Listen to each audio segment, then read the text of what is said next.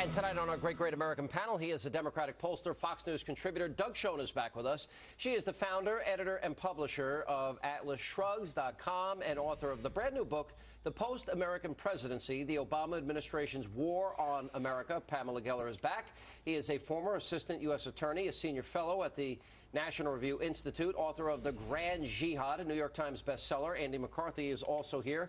All right, Obama friends, radical friends, we're back again. Now, we had tried some time back to get one-time Obama confidant and Professor Rashid Khalidi. We tracked him down for this interview. Professor Khalidi? Hi, Griff Jenkins with Fox. Can I ask you a quick question? You cannot ask me. Could you just tell me, what's your relationship with Senator Obama? So we can clarify it, sir? I apologize for interrupting, but you become the centerpiece of the election. Will you at least call for the LA Times to release the video? What was said? What was said at that speech? Will you talk to us? I will not talk to you. Were you the spokesman for the PLO? Will you confirm that? What was the relationship? And what was on the video? Well, we don't know what exactly was on the video, except that President Obama, then a state senator, I believe, gave a glowing tribute to Professor Khalidi. He was on his way to Columbia to take the Edward Said Chair in Arab Studies. Also in attendance, reportedly, was their other friend, Bill Ayers, the former Weather Underground terrorist. Yeah, my buddy Bill Ayers. Yeah. Yeah. And what we understand from it was that it was a rabidly anti-Israel function, as one would expect in that setting. I'm not accusing President Obama of saying anti-Israeli things, but he was there, they were said, and we never got to see the tape. Well, one of the journalists that were there, and I have a large portion of this in my book dedicated to Khalidi, did say he said anti-Israel things. And it's important to point out that... Anti-Semitic things. Anti-Semitic things, and that Obama babysat the Khalidi's children. When Obama sat on the Woods Foundation with terrorist Bill Ayers, right, he granted $40,000 and $30,000 respectively to Rashid flotilla, the jihad warship flotilla that he's raising money for, the audacity of hope. There is no way that Obama didn't sign off on that. And I'm sure there's going to be plausible deniability, but we saw that same deniability with Lockerbie. And yesterday it broke that he knew about Lockerbie and the release. I and many others tried to point out these radical associations, Doug, beforehand.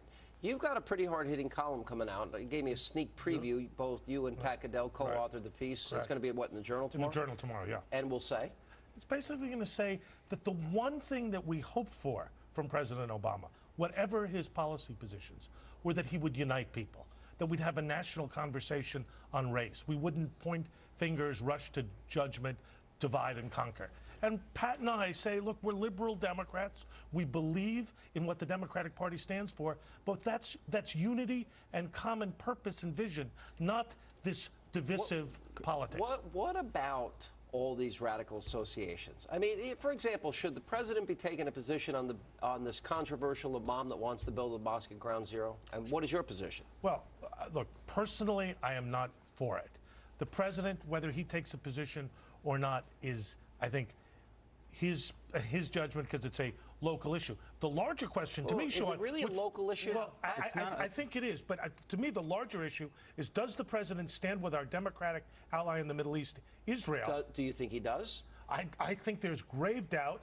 I think he took a small step in the right direction in his meetings with Netanyahu. But bottom line, Sean, there are so many questions in Israel. That was a photo op for the November elections.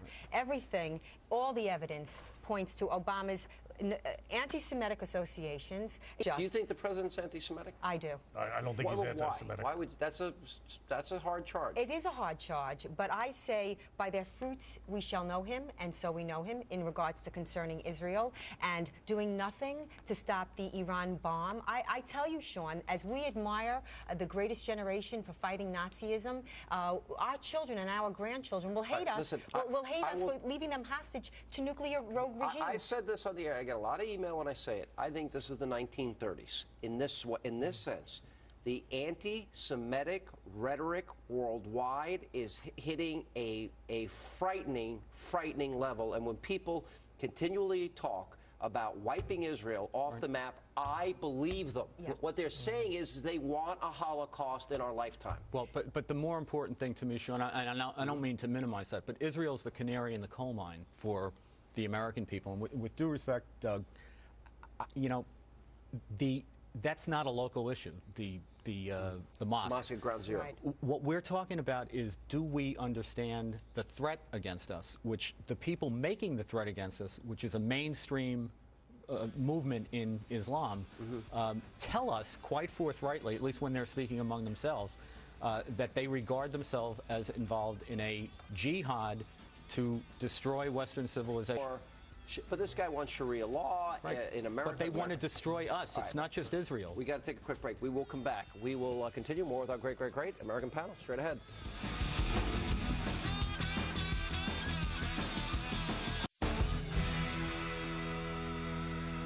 And we continue with our great American panel. We've talked a lot tonight about all the tax cheats. Let's see, Geithner and Charles Rangel and John Kerry and Doug, you're the Democrat on the panel. They're very generous with our money.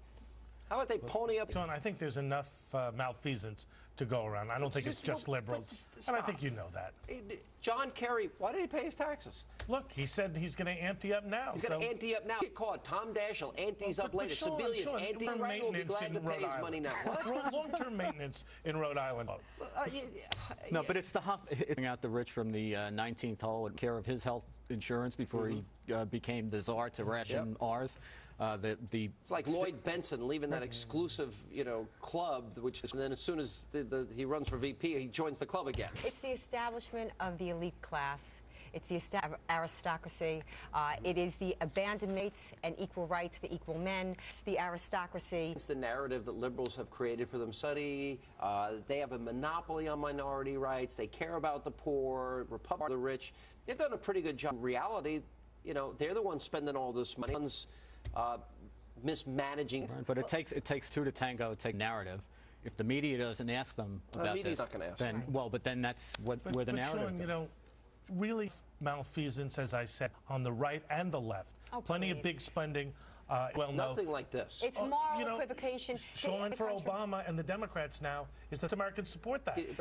No. And conservatives don't. Where the guy. And Jack Kemp, you had great respect for, as did I. The Republican administration is the pressing for the dirt, and here you see a complete abandonment. All the things that they printed to these left-wing journalists. All right, we were at Rush's wedding. Right. By the way, wasn't that?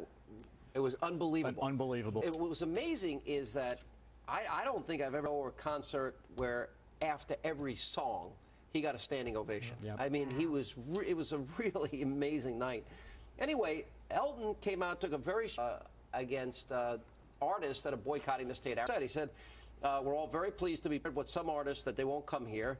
They are expletive wits. I still play in California as a gay man. I have no lead people. Sean Elton John. And I've been at his house, and his attitude is, I'm for gay rights, but I'm practical and rational. And given the conversation tonight, what made me most proud was he went to Israel after the flotilla and did a progressive work in the system. After I saw him perform, and after listening to him, I don't believe a thing I've ever read about the guy. Yeah. I just have a whole different point of view on him. Well, but he's got an entertainment about it. All this politics is so in our face all the time. When you can settle in with someone who doesn't want to hit you over the head with their political views, he's there for a purpose. You're nothing to do with politics. Yeah, I was impressed. He's such a I'll freak. tell him you said that. I will pass that along. He's such a freak because they all line. So to hear somebody speak that's not a lemming, that's not walking off that cliff, everybody, that's why it's the topic of conversation tonight. To fight AIDS around the world than anybody. He's a great He is guy. a decent, sincere man. And I got to tell you, and probably one of the most gifted artists. Yes, a genius. For generations. He is a terrific performer. No, I just think your old pal, Alec Baldwin. Yeah. The guy's a great actor. I can't stand him. I can't watch him. Elton John and Bill Clinton are very close. The best piece of talk radio I ever heard was Alec Baldwin filling in a WPHT in Philly. It was great stuff. All right, guys, thanks for being with us. That's all the time we have left this evening. Thank you for being with us.